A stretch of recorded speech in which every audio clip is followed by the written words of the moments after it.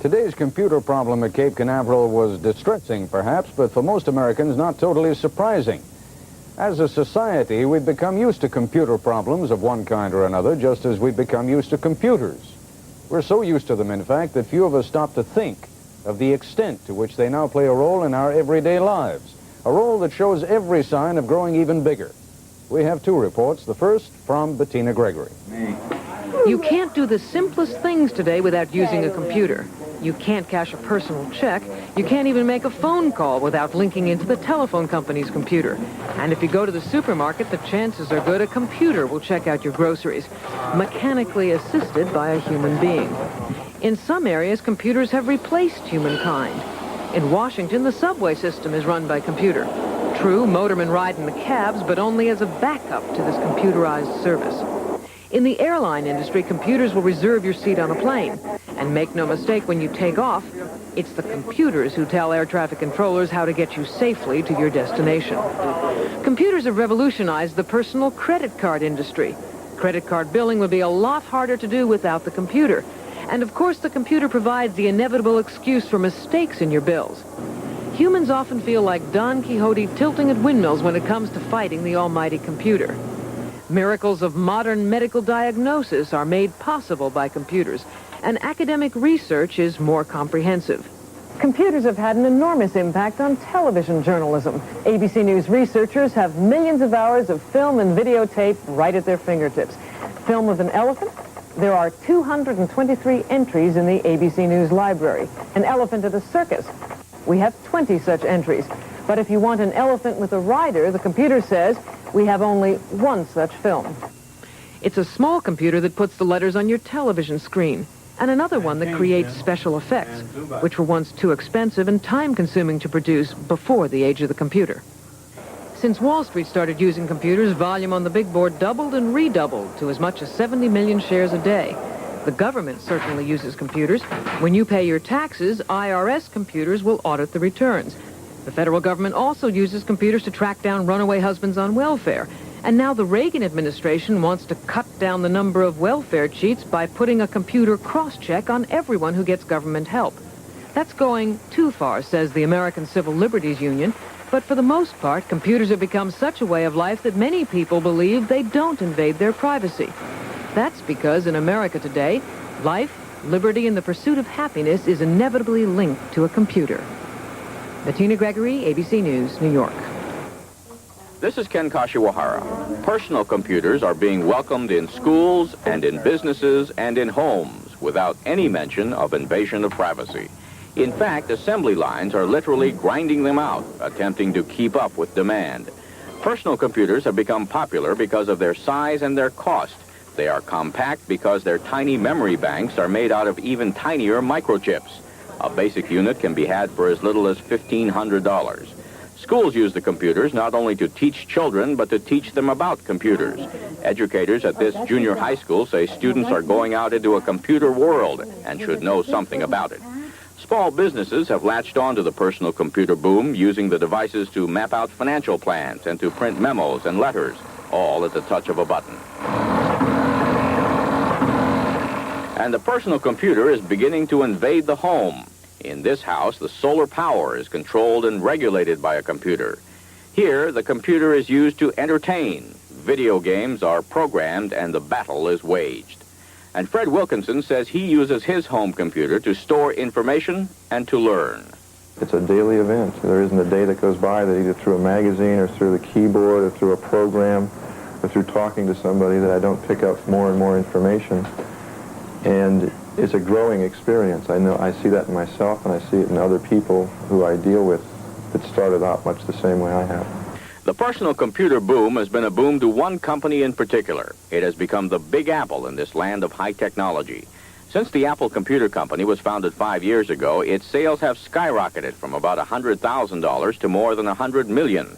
Stephen Jobs helped build the first Apple computer in his garage. He is now 26 years old and is chairman of the board. And he sees his computer's future as the future of mankind. This is a 21st century bicycle that amplifies a certain intellectual ability that man has.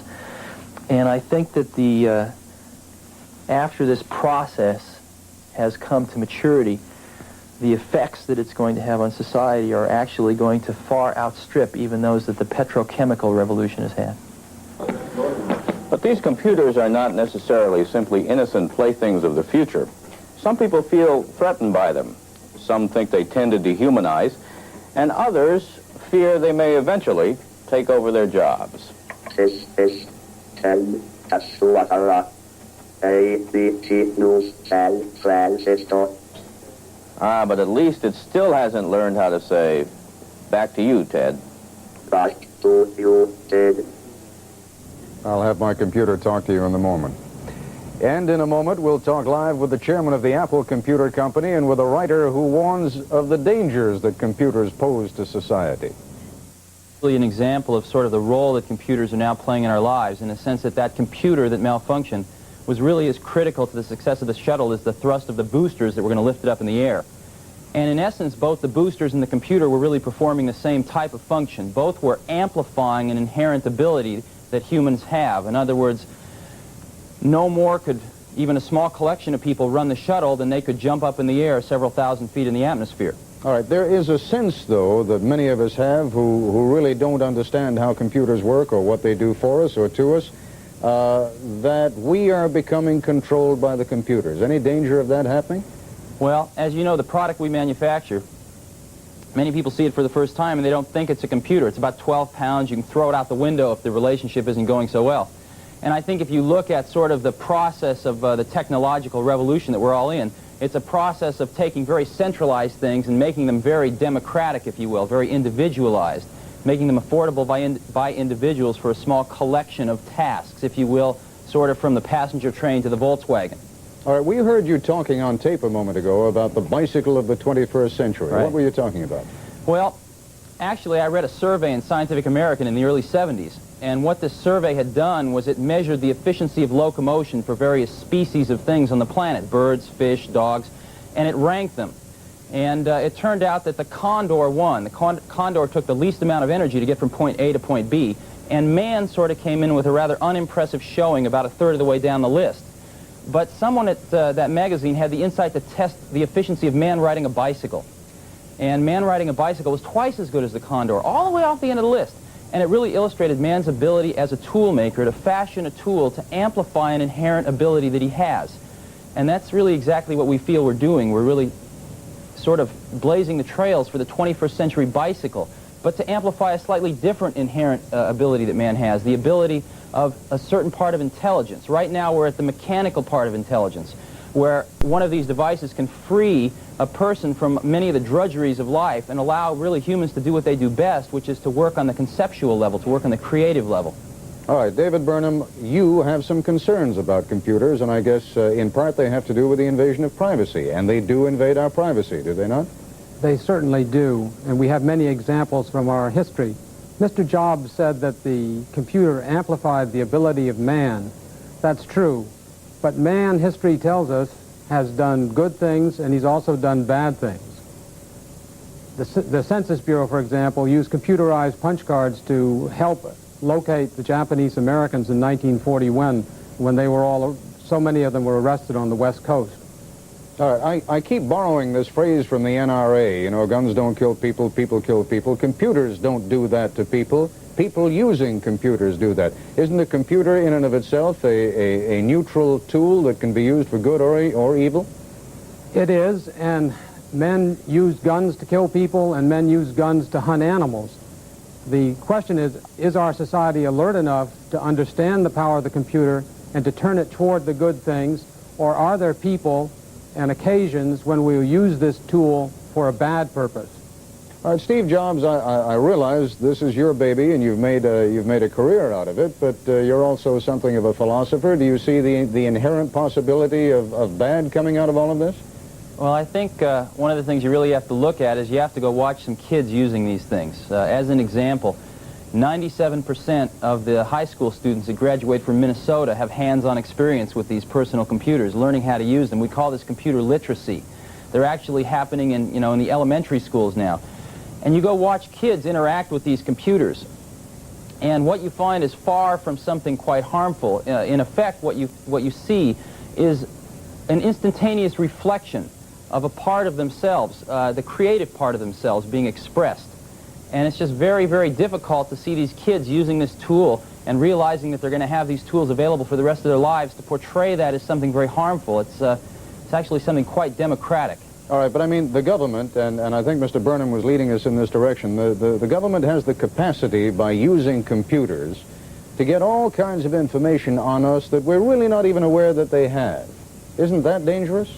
Well, I think the best protection against something like that is a very literate public, and in this case, computer literate. And I think you're actually seeing that happen right now. In the personal computer area, again, computers that people can afford themselves, we've already reached approximately 1 in every 1,000 households in the United States. And I think over the next 5 or 6 years, that figure will be 1 in 10. Ultimately, it will be 1 in 1.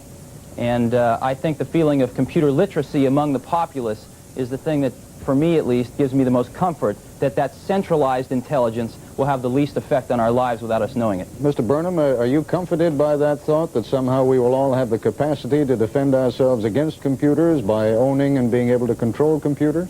Well, I wonder whether the individual citizen alone is any match, say, for the United States Army when a few years ago it began surveillance programs of hundreds of thousands of people who were lawfully voicing their opposition to the war in Vietnam.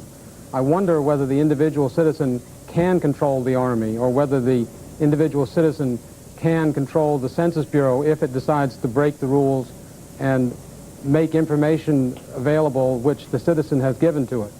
All right, but on balance, are you for them or against them? I think there's a tremendous danger that the public is not aware of enough at this moment. I think if we are aware that perhaps we can use them for the good things that Mr. Jobs sees in them. All right, computer literacy, you're both in favor of that, and I thank you both very much for being with us.